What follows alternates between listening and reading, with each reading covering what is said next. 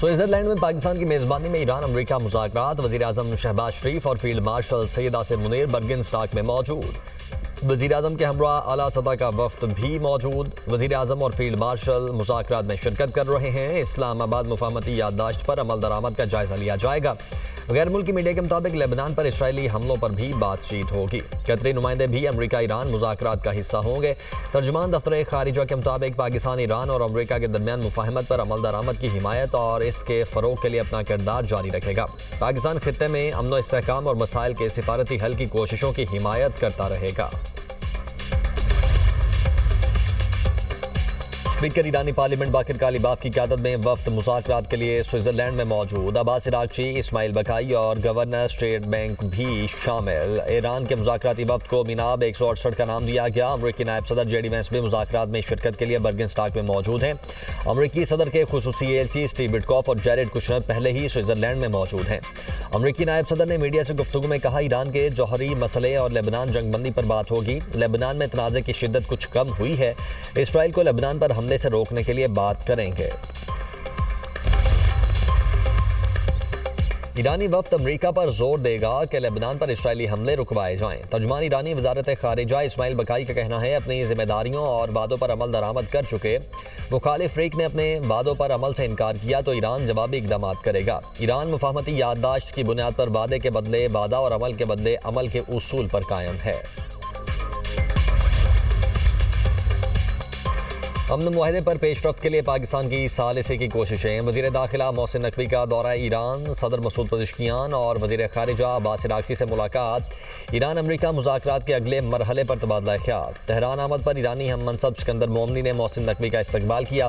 دونوں رہنماؤں کی علاقائی صورتحال پر بات چیت۔ امریکہ ایران معاہدہ خطے میں پائیدار امن کی جانب مثبت قدم قرار۔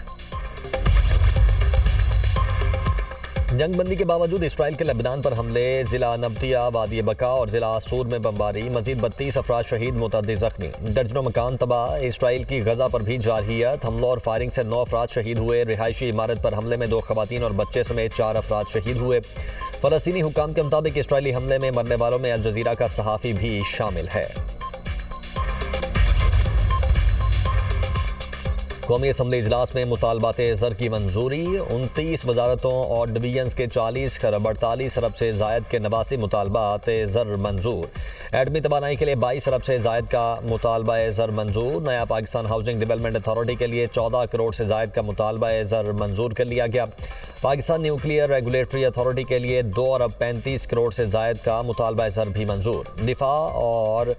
دفاع ڈویژن کے 30 خرب 67 ارب 23 کروڑ سے زائد کے 5 مطالبات زر منظور۔ وفاقی تعلیم و پیشہ ورانہ تربیت کے 1 خرب 21 ارب 26 کروڑ سے زائد کے 9 مطالبات زر منظور کیے گئے۔ وزارت انفارمیشن ٹیکنالوجی کے 42 ارب 7 کروڑ روپے سے زائد کے 2 مطالبات زر منظور۔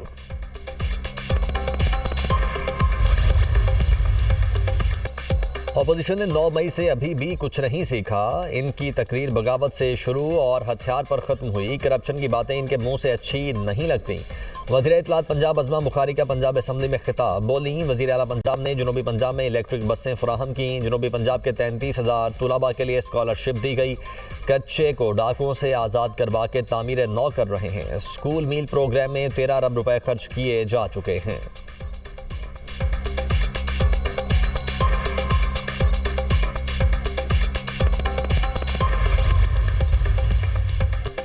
اپوزیشن آپس میں ہی گتھم گتھا ہے۔ ہم ان کے لیے دعا گو ہیں۔ یلو لائن کے معاملے میں ایڈوانس ادائی نہیں ہونی چاہیے تھی۔ وزیر اعلیٰ اور چیف سیکرٹری کو صورتحال بتا دی۔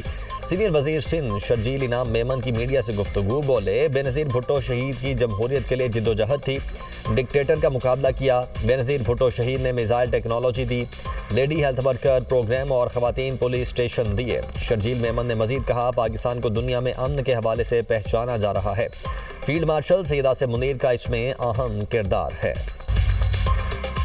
برطانوی وزیر اعظم کیئر سٹارمر کا کل مستعفی ہونے کا امکان۔ کیئر سٹارمر کا کابینہ اراکین مشیروں اور ساتھیوں سے مشاورتی عمل مکمل۔ برطانوی ایک اخبار کے مطابق کیئر سٹارمر کو معلوم ہو چکا ہے کہ لیبر پارٹی کی اکثریت اینڈی برنم کے ساتھ ہے۔ کیئر سٹارمر نئے پارٹی لیڈر کے انتخاب کا روڈ میپ بھی دیں گے۔ کیئر سٹارمر پر لیبر پارٹی اراکین کی جانب سے دباؤ ہے کہ وہ عہدہ چھوڑنے کا ٹائم ٹیبل دیں۔ دباؤ اینڈی برنم کے الیکشن جیت کر پارلیمنٹ میں پہنچنے سے بڑھا۔ اینڈی برنم گریٹر مینچسٹر سے ضمنی الیکشن میں کامیاب ہوئے تھے۔ اینڈی برنم کو اب پارٹی قیادت کا مقابلہ کرنے کے لیے 81 اراکین کی حمایت درکار ہے۔ برطانوی میڈیا کے مطابق اینڈی برنم وزیر اعظم بنے تو شبانہ محمود کابینہ میں برقرار رہیں گی۔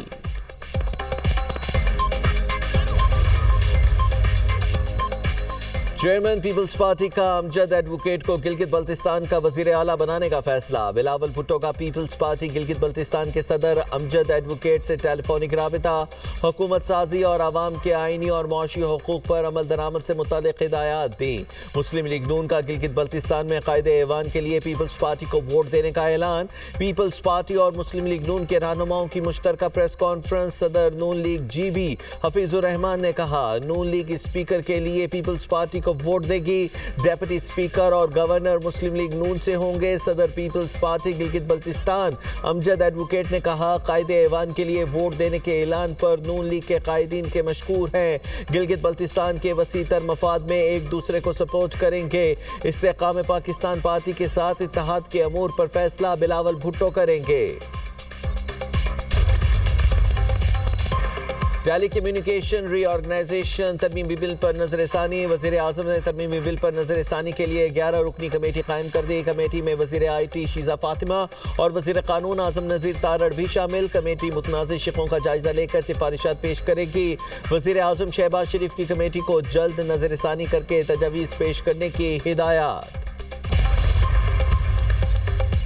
9 مئی کے ایک اور کیس میں تحریک انصاف کے رہنماؤں کو سزائیں۔ میاں محمود الرشید، عمر سرفراز چیمہ، ڈاکٹر یاسمین راشد اور اعجاز چودھری کو 10 سال قید کی سزا۔ لاہور کی انسداد دہشت گردی عدالت نے 9 مئی میں مغل پورہ میں پولیس کی گاڑیاں جلانے کے کیس کا فیصلہ سنایا۔ عدالت نے تحریک انصاف کے وائس چیئرمین شاہ محمود قریشی کو مقدمے سے بری کر دیا۔ وکلاء کے دلائل مکمل ہونے کے بعد 18 جون کو فیصلہ محفوظ کیا گیا تھا۔ 20 میں سے 12 ملزمان کو 10 سال قید کی سزا سنائی گئی۔ لاہور میں 9 مئی کے کل 14 مقدمات درج ہیں۔ 8ویں مقدمے کا فیصلہ سنایا گیا۔ شاہ محمود قریشی اب تک 6 کیسز میں بری ہو چکے ہیں۔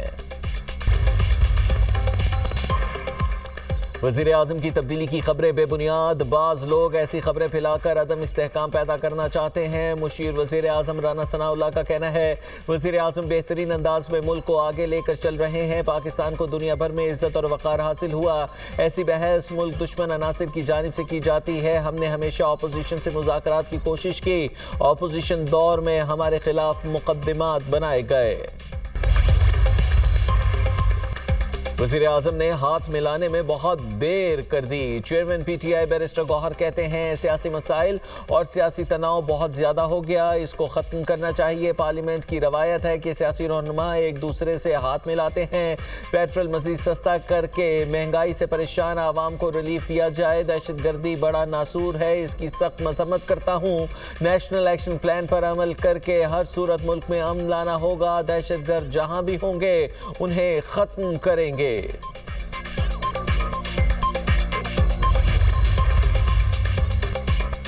وزیر اعلیٰ سہیل افریدی 3 ماہ کا بجٹ پیش کرنا چاہتے تھے۔ قانونی پیچیدگیوں کے باعث پورے سال کا بجٹ پیش کیا گیا۔ وزیر اطلاعات خیبر پختونخوا شفیع جان اور مشیر خزانہ مزمل اسلم کی پوسٹ بجٹ پریس کانفرنس۔ مشیر خزانہ نے کہا نیشنل اکنامک کونسل کے ایجنڈا میں ایسی کوئی بات نہیں تھی کہ تمام صوبے پیسے دیں گے۔ ہم نے پیسے دینے سے متعلق کوئی بات نہیں کی۔ ضم شدہ اضلاع کے بجٹ میں 121 ارب روپے کا خسارہ ہے۔ این ایف سی ایوارڈ ہو جاتا تو 300 ارب روپے خیبر پختونخوا حکومت کو مل جاتے۔